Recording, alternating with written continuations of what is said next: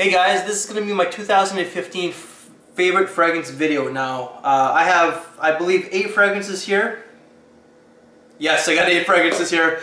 However, I'm not going to be alone in this video. I've been collaborating a lot with people. That's just the kind of videos that I enjoy doing the most. I actually like working with people. So I actually have a new reviewer who's turned out to be a personal friend of mine now. His name is Prince Tai. So if you haven't come across Tai's channel, please check him out. His channel link will be down below. But before I get into my picks, Tai, what are yours?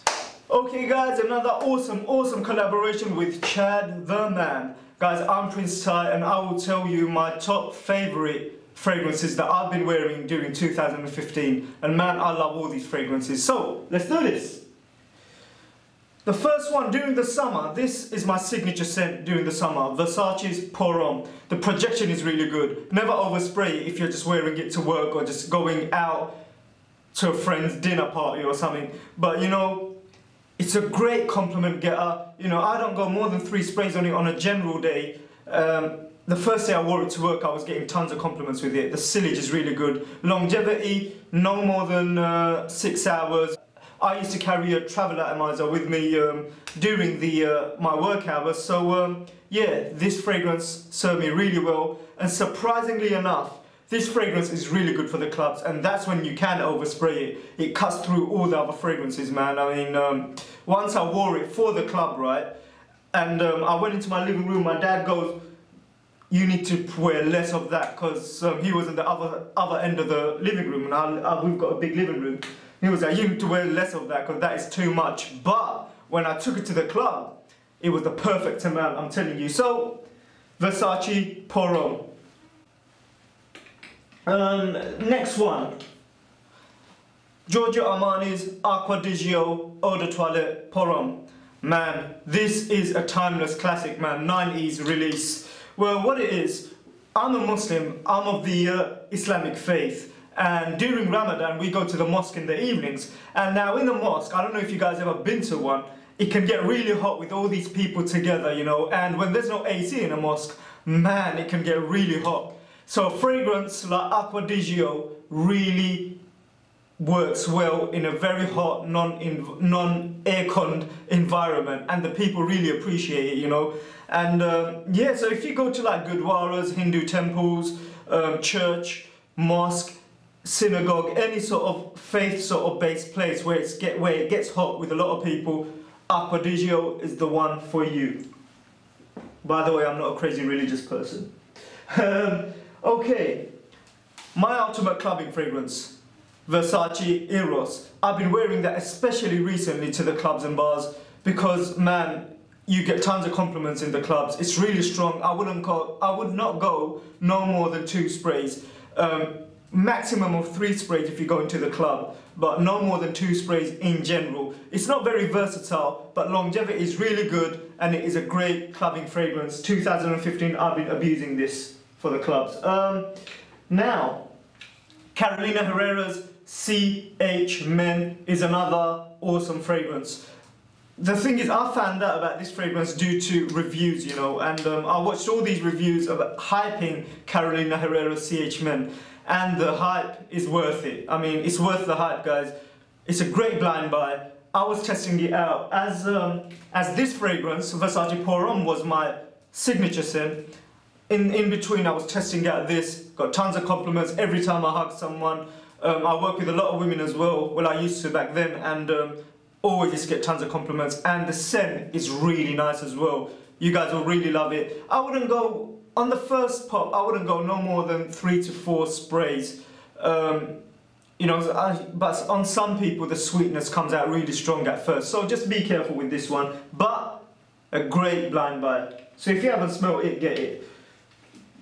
Okay, so this is probably your best fragrance on your shelf, and that is Bleu de Chanel Eau de Toilette, my ultimate date fragrance, guys. 2015, I've been wearing it on dates, and man, all the girls actually texted me the next day asking me what I had been wearing because they can't seem to forget me and they love the way I smell and they want to meet me again. Bleu de Chanel, you know, I love outdoor dates. It's great for an outdoor date during the summer. during the winter evenings, if you go on an indoor date, like indoor restaurant or something, this is really good. I'm not really sure about clubs, but man, this fragrance has served me really well, and I'll probably be wearing it throughout next year as well. But next year I might move to Dior Sauvage, but I'm not sure. I'll keep to this one still, for now anyway. What else have I got? Ah, yes. My ultimate winter fragrance, fall and winter fragrance. I was wearing the EDT to that for a while during the fall, and then when the winter came, the EDP version was released, and that is Dolce & Gabbana, the one, Eau de Parfum. Guys, this smells magical. The women absolutely love Dolce & Gabbana, the one. I'm wearing it at the... Actually, now I'm wearing Dior Homme Intense. But to work, I wear Dolce & Gabbana, the one. I haven't tried it on dates yet. Since I bought this, I didn't go on a single date. But, man, I know women love it because women at work love it.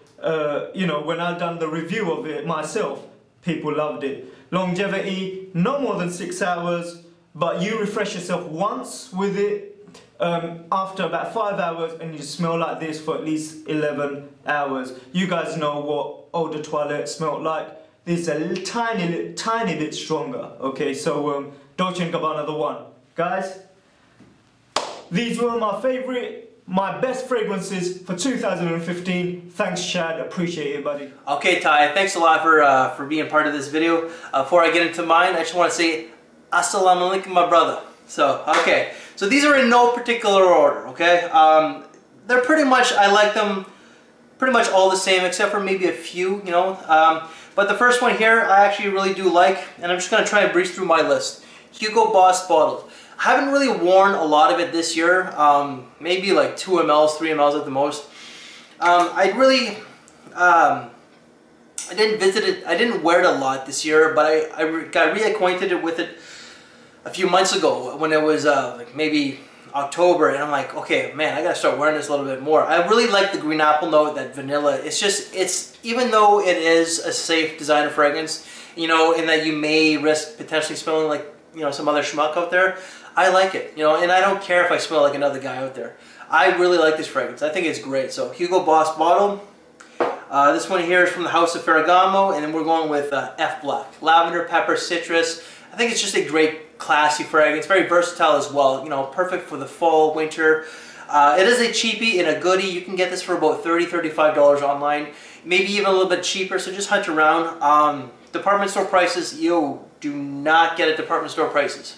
I got mine for like $105 or $110 with tax at Holt Renfrew. You know, so I pretty much paid almost 3 times the amount I should have anyway. So, you know, that's my error. But Ferragamo F Black. This one here I really do like. It's one of the very first fragrances that I reviewed. Haven't worn a lot of it this year just because I've always been testing out a lot of fragrances for reviewing and everything. But Canali Black Diamond. This has a ton of notes. You know, it's just... It's like an 80s fragrance, really, with the amount of notes that this thing has. You know, the only ones that I know off by hand are like leathers, citrus. I think the citrus is bergamot for the most part. It's got some musk, I believe, some woods. I like it. You know, it's nothing special. It's nothing groundbreaking. But I guess the reason why I like it is because not a lot of people would really talked about this in any of their videos, you know. I think the first person that I came across who spoke about this one were Cubby and Cristo. So if it wasn't for one of those two gentlemen, I probably would never have come across Canali, and I like it. The only downfall with the Canali fragrances is that they're all discontinued, and the prices that a lot of the people that are asking for are really jacking up the price to the point where even I would not, like, I'm a cheap bastard, I'm not gonna lie. But, sorry Greg, I'm a cheap bastard, I will admit. Is that better for you, Greggy boy? But I would not pay like $250. I believe that some of these people are asking for. Definitely not. So, Canali Black Diamond is definitely one of my other favorites. Let's go with a niche. This one here is from the House of Acqui di Parma, and that is Junipero di Sardegna. Even though that this is classed, or, well, it's marketed towards both genders, so it is unisex. But it is definitely a lot more masculine than feminine. It's just got so many spices that I find that's what makes it really manly anyways. But even though it's considered like spring and summer and a daytime fragrance, I think that this is pretty much nighttime, and you could also use it for fall. So Acqua di Parma, Ginepro di Sardegna. The Mandolo is also beautiful, but wasn't one of my favorites this year. Let's go with another niche, and that is Boyce 1920 Sushi Imperial. Again, this is dessert in a bottle. I've just stated this on camera so many times. Warm apple pie, warm apple crisp with vanilla ice cream melting all over it, with cinnamon sprinkled all over it. It's got a lot of star anise to it, so if you don't like star anise, you may not like this one. I think it's just a great fragrance, and it's one of the best niche fragrances, or it's one of the best fragrances, there we go, that I have ever come across anyways, and that's Boyce 1920 Sushi Imperial. The last three, this one here, it's another Ferragamo fragrance. Ferragamo is really my most favorite house at the moment. You know, whether it's their luxury line, their designer line. Some of their designer fragrances are kind of like, they're okay. Like, I smelt them all, you know, and, well, for the most part I smelt them all. And they were all nice, but like some of them were just kind of like really not worth it. Like, I like the Attimo, but I would not get it even though it's cheapy. You know, Ferragamo Black, I have the Acqua Essenziale Blue, which is not one of my favorites this year, but it was actually one of my most worn summer ones. But this one here, bam, you know, White Mimosa. This was a gift from the girlfriend. It's got white florals, neroli, orange blossom, citrus. This is the Eau de Parfum concentration, and this is their luxury, it is their luxury line. It's part of the exclusives, but it's their top exclusive. You also have the Terra Rosa, the Tuscan Soul. This is Terra Rosa itself, which they have like 4 or 6 other fragrances from the Tuscan Soul line. But this is like, I don't want to say it's lower, but this is like the main exclusive out there right now is the Tuscan scent. But White Mimosa is one of my most favorite fragrances at the moment. I just wish that was springtime, because that's what this one is. The other one here is actually Ferrari Bright Neroli. Love this one. It's got citrus, a lot of citrus actually. Neroli, orange blossom. It might have some musk, I'm not sure. Probably does. And if there's woods, it's very faint. This is summer, spring, and I stated this on many occasions. To me, this is Tom Ford Neroli Portofino. It's just like 1/3 the price, and it lasts just as long. I think it's great, and I put quite a bit of dent in it, as you could tell. So Ferrari Bright Neroli. And the last one to make this cut is actually from Hugo Boss as well, and that is Silken Jasmine. This is a very natural smelling fragrance. And unfortunately, the whole collection line, I think there's like 6 or 7 different fragrances from the line, really haven't gotten a lot of talk about in the community. You know, it is getting harder to find, you know, but if you're like in a big city like Toronto, New York, I don't know if Sacramento would really have a Hugo Boss boutique. San Francisco, absolutely. You know, they may have some of the collection fragrances. You know, do yourself a favor, check it out. I think that a lot of the collection fragrances, some of them are not so bad, you know, like they're nice, but to me they're not money worthy, you know, and I paid about, well, $200 for this, and they're going as low as, I think, $85 American online. I think it was beautyspin.com that one of my subscribers brought it to me. I'm not too sure, but it's definitely a lot cheaper than the $145 American at the time when I got this one.